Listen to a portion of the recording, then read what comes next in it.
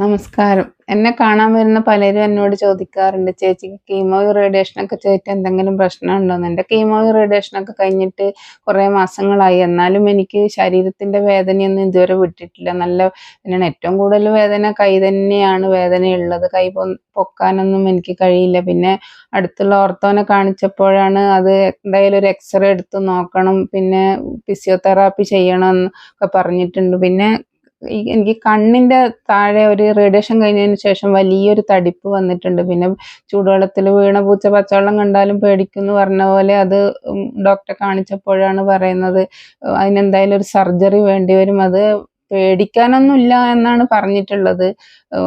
എനിക്ക് പിന്നെ പല്ല് ഇങ്ങനെ ഇങ്ങനെ പൊടിഞ്ഞു പോകുന്നുണ്ട്. അത് എന്താ കാരണം എന്നൊന്നും അറിയില്ല. ഇത്രയും പ്രശ്നങ്ങളൊക്കെയാണ് എനിക്ക് റേഡിയേഷൻ ചെയ്തിട്ട് വന്നിട്ടുള്ളത്. പിന്നെ പലർക്കും പല പ്രശ്നങ്ങളാണ് എന്നാണ് പറയുന്നത്. ഇനി ഞാൻ അടുത്ത തുടർ ചികിത്സക്കായിട്ട് നാളെ മുതൽ ഹോസ്പിറ്റലിലേക്ക് പോവുകയാണ്.